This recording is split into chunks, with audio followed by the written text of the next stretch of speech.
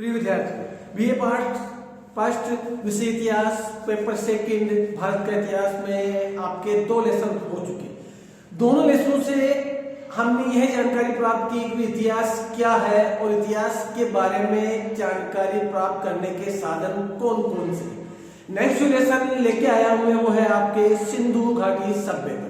सिंधु घाटी सभ्यता के बारे में बताया जाता है कि भारत की सबसे प्राचीन सभ्यता थी और विश्व की जो प्रमुख सभ्यताएं थी जैसे चीन की सभ्यता, नील की सभ्यता, मेसोपोटामिया सभ्यता, और उनमें से एक प्रमुख सभ्यता सिंधु घाटी सभ्यता का भी नाम गिना जाता है। तो कहा जा सकता है कि भारत की सबसे प्राचीन और विश्व की सबसे प्राचीन सभ्यताओं में से एक है सिंधु घाटी सभ्यता। सिंधु घाटी सभ्यता भारत की पहली नगरीय सभ्यता थी। सिंधु घाटी सभ्यता के लोग कांस्य से परिचित थे, या कह सकते हैं कि कांस्य युगीन सभ्यता थी। और यहां आपको जानकारी देना चाहता हूं कि मनुष्य द्वारा खोजा गया पहला धातु तांबा था। तांबे का ही प्रयोग प्रारंभ में किया गया था मनुष्य द्वारा, और यह सिंधु घाटी सभ्यता एक नगरीय सभ्यता और एक कांस्य युगीन सभ्यता थी। अब सिंधु घाटी सभ्यता की खोज कैसे हुई? ये नहीं कि गए खोदे खोज अवशेष प्राप्त हुए वह सिंधु घाटी सभ्यता नाम दे दिया, ऐसा नहीं है। कई प्रयास किए गए, प्रारंभ में असफल रहे, फिर बाद में जाकर सफलता प्राप्त हुई। तो एक खोज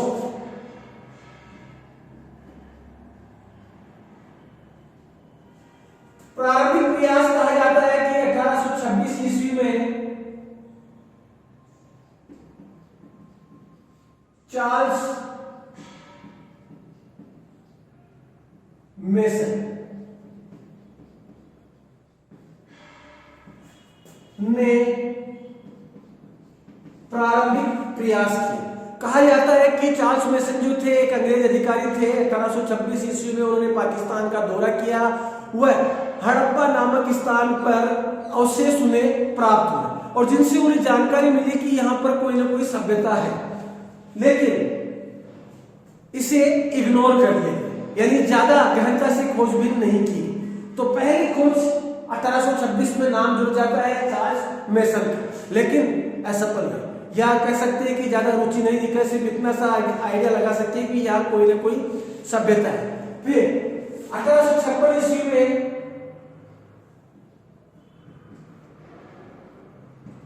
बर्टन बंधु थे,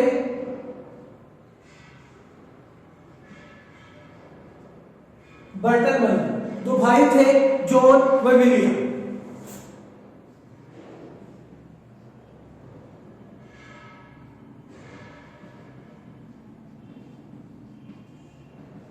दोनों का नाम है जॉन बर्टन और विलियम बर्टन। इनके लिए कहा जाता है कि 1856 ईस्वी में लाहौर से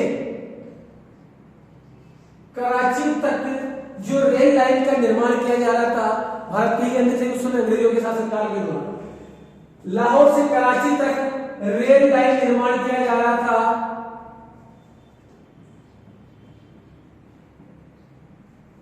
तो कहा जाता है कि पास ही एक टीला था और उस टीले से इन्होंने क्या किया, खुदाई की, तो वहां से ईंटें प्राप्त हुई और उन ईंटों का प्रयोग इस रेल लाइन में किया। और तब इन बर्टन बंधुओं को भी यह एहसास हुआ कि यहाँ पर कोई न कोई सभ्यता थी, लेकिन ज्यादा शोध नहीं किया, यानी ये पश्चात ये सेविंग है। फिर इसके पश्चात कहा जाता है कि इन्होंने जो कनिंगम थे भारतीय पुरातत्ववेत्ता अलेक्जेंडर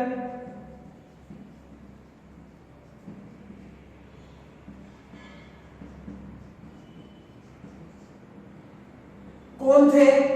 भारतीय पुरातत्ववेत्ता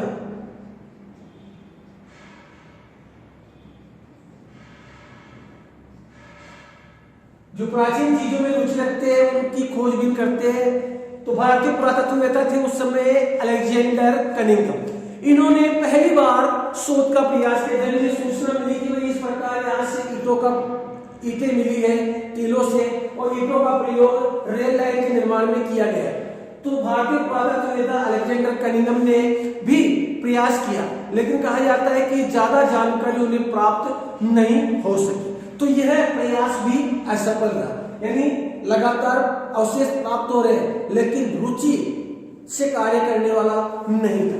और कहा जाता है कि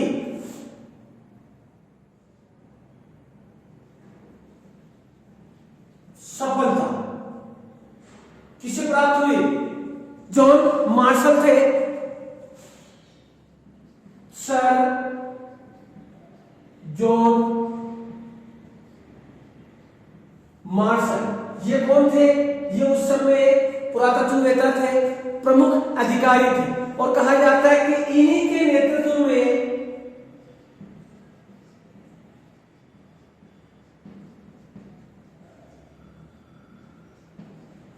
1921 ईस्वी में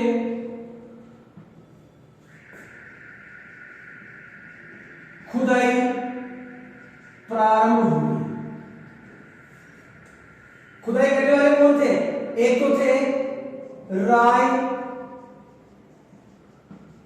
बहादुर दयाराम साहनी, और दूसरे थे राखामल दास बलद। रिपीट कर रहा हूं प्लीज। सफलता किसे प्राप्त हुई? अवशेषों खोजने में जॉन मार्शल को, जो कौन थे? उसमें पुरातत्ववेत्ता थे, और इन्हीं के निर्देशन में, इन्हीं के नेतृत्व में 1921 ईस्वी में खुदाई प्रारंभ की गई। और खुदाई करने वाले कौन कौन थे? राय बहादुर दयाराम साहनी और राखामल दास बनर्जी। राय बहादुर दयाराम साहनी ने खोज की हड़प्पा की, और इन्होंने खोज की मोहनजोदड़ो नामक स्थान पर। इस प्रकार इस सभ्यता के बारे में लोगों को जानकारी प्राप्त हुई। तो ये थी प्रारंभिक खोजें, और खोजों में सफलता किसे प्राप्त हुई? सर जॉन मार्शल के नेतृत्व में, राय बहादुर दयाराम साहनी और राखामल दास बनर्जी। तो यहाँ पहला प्रयास किसने किया? चार्ल्स फ्रेजर ने, और अंतिम और सफल प्रयास किसका था? सर जॉन मार्शल का। अब इसके आगे इसका कालक्रम,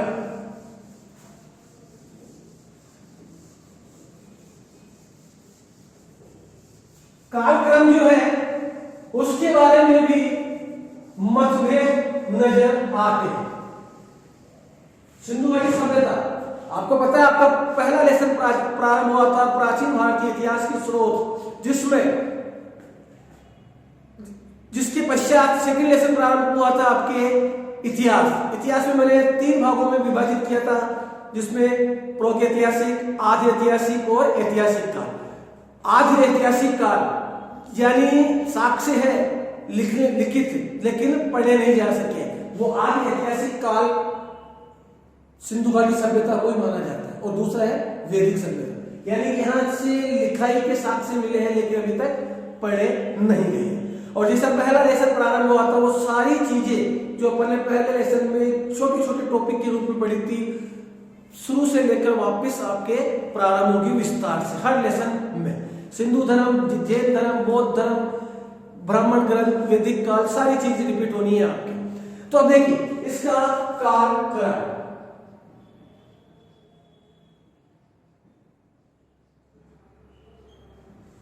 कालक्रम में विभिन्न विद्वानों में मतभेद है। मतभेद कहां उत्पन्न होता है? जहां पर सटीक साक्ष्य नहीं मिलता है तो वहां पर मतभेद होता है। अब वे कालक्रम की जो शुरुआत करते हैं, अपन करते हैं सर जॉन मार्शल।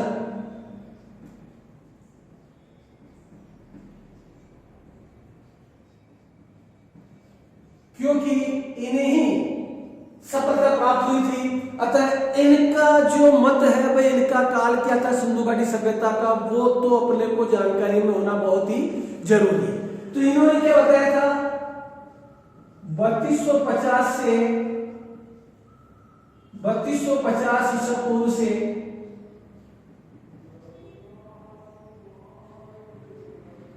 2750 ईसा पूर्व, इन्होंने बताया सिंधु घाटी सभ्यता का जो कालक्रम था 3250 ईसा पूर्व से प्रारंभ हुआ और 2750 ईस्वी में समाप्त हुआ, ये था। अब देखिए ईसा पूर्व आ चुका है आपके, क्योंकि मैंने जो इसकी क्लास हुई थी उसमें बताया था, एक तो ईसा पूर्व बीसी, इसे क्या कहते हैं अपन, बीसी ई, बिफोर क्रिस्ट या बिफोर कॉमन ईरा। एक आता है ईस्वी एडी या एडी एसीई, ये चीज आपको बताएंगे। तो अभी ईसा पूर्व आ गया, तो ईसा पूर्व में क्या प्रयोग होगा, बीसी, ध्यान रखना है। तो सर जॉन मॉर्सल ने बताया था कालक्रम में सिंधु घाटी सभ्यता कालक्रम था 3250 से 2750 ईस्वी। इसके अलावा नेक्स्ट जो है मार्टिन मिलर, मार्टिन मिलर ने बताया था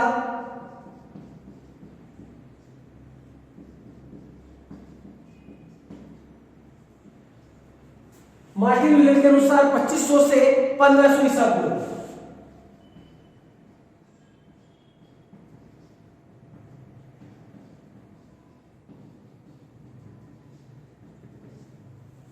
इसके पश्चात सबसे सटीक, हालांकि और भी विद्वान है जैसे मेके था 2800 से 2500, फिर मार्टिन मिलर बता दिया मैंने। इसके अलावा फेयर सर्विस था, उसने बताया था कि सिंधु घाटी सभ्यता का कालक्रम 2000 से 1500 ईसा पूर्व था। लेकिन सबसे सटीक जो मानी जाती है वो है द्वारका प्रसाद अग्रवाल, इतिहास में से बीपी अग्रवाल के नाम से भी जाना जाता। इन्होंने सबसे सटीक जानकारी दी कि सिंधु घाटी सभ्यता का कालक्रम 2300 ईसा पूर्व से 1750 ईसा पूर्व था। किस आधार पर, आरसी 14 एक विधि होती है जिसका नाम है रेडियो कार्बन विधि।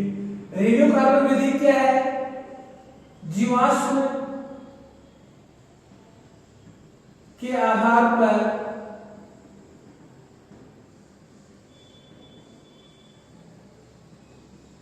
आयु ज्ञात करने की एक तकनीक बताई गई। तो इनमें से सबसे इफेक्टिव 2 नंबर का क्वेश्चन ये आपके पूछा जा सकता है कि रेडियो कार्बन विधि या आरसी 14 विधि क्या है। तो रेडियो कार्बन विधि या आरसी 14 विधि जीवाश्म के आधार पर आयु ज्ञात करने या कालक्रम ज्ञात करने की एक विधि है, जिसके आधार पर सिंधु घाटी सभ्यता का कालक्रम द्वारका प्रसाद अग्रवाल ने 2300 ईसा पूर्व से 1750 ईसा पूर्व बताया। अब नेक्स्ट लेते हैं इसका नामकरण।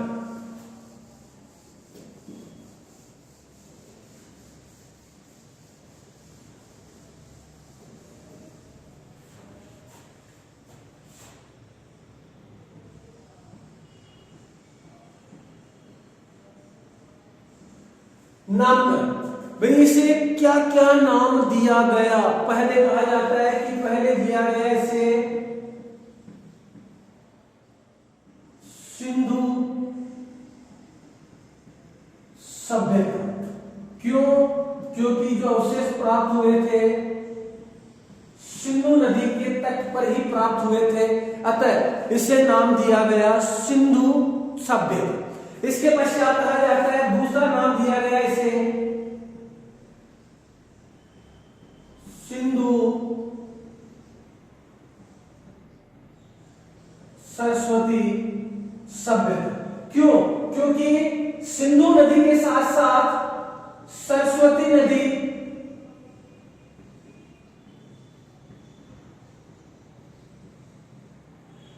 के तट पर भी इस सभ्यता के अवशेष मिले, अतः क्या दिया नाम इसको, सिंधु सरस्वती सभ्यता। फिर इसके पश्चात हड़प्पा सभ्यता। क्यों नाम दिया गया, पहली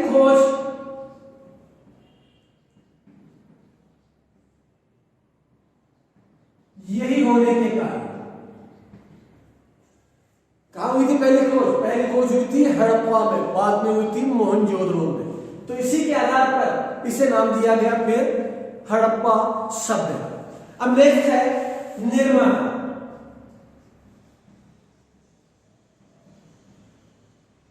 निर्माता कुछ आगे बताते हैं, कुछ क्या बताते हैं, निर्माता कौन थे इसके?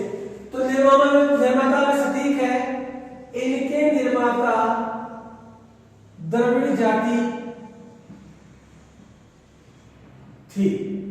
यानी कहने का तात्पर्य कि सिंधु घाटी सभ्यता में जितने भी नगरीय सभ्यता मिली, उस नगरीय सभ्यता को बसाने वाले कौन थे? द्रविड़ जाति के लोग थे। नेक्स्ट है, इस सभ्यता की उत्पत्ति कैसे हुई?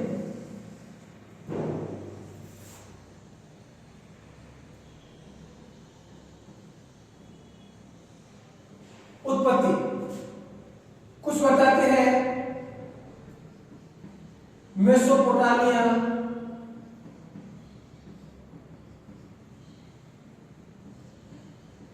या दोनों एक ही है, सुमेरियन सभ्यता से इसकी उत्पत्ति मानी। और उत्पत्ति बताने वाले हैं, इस मत के समर्थक कौन थे? Child, Kosambi, wheeler. किस किस के द्वारा? फेयरचाइल्ड, डीडी कोसाम्बी और मार्टिन व्हीलर। इन्होंने कहा कि भाई सिंधु घाटी सभ्यता की उत्पत्ति इस सभ्यता के कारण हुई है, लेकिन इनका विरोध किया गया।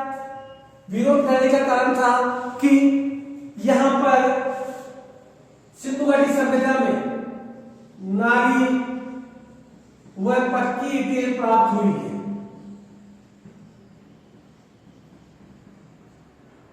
कहां से? सिंधु घाटी सभ्यता से। अतः इसका ये मत गलत है, क्योंकि वहां पर नारियों के अवशेष नहीं थे, ईंटें मिली तो कच्ची मिली थी। इस प्रकार से खारिज कर दिया। फिर ईरानी बलूची संस्कृति।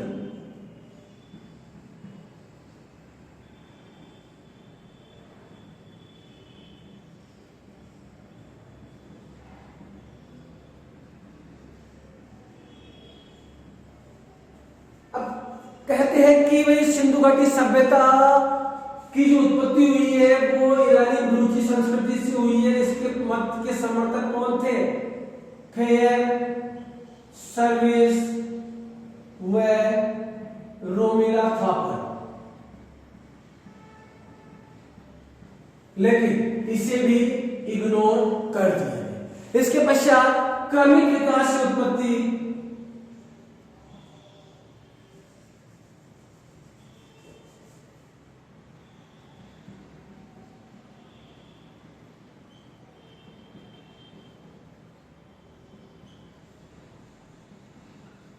भारत के क्रमिक विकास से उत्पत्ति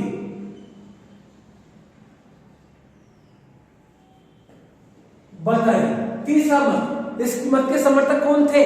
अमलानंद घोष और डीपी अग्रवाल। डीपी अग्रवाल यानी द्वारका प्रसाद अग्रवाल व ए घोष यानी अमलानंद घोष। इन्होंने कहा है कि सिंधु घाटी सभ्यता की जो उत्पत्ति हुई है, उत्पत्ति का कारण था कि एक भारत में होने वाले क्रमिक विकास था। इसी क्रमिक विकास के कारण ही सिंधु घाटी सभ्यता की उत्पत्ति हुई और इसे ही फिर माना गया भारतीय इतिहासकारों की रचना। तो इस प्रकार आज के इस लेसन में अपन ने सिंधु घाटी सभ्यता क्या है, किस प्रकार खोज की गई, इसका कालक्रम क्या था, निर्माता कौन थे, नामकरण क्या था और इसकी उत्पत्ति कैसे हुई के बारे में अध्ययन किया। नेक्स्ट जो आपकी क्लास होगी उस क्लास में इसके बारे में और विस्तार से चर्चा करेंगे। धन्यवाद।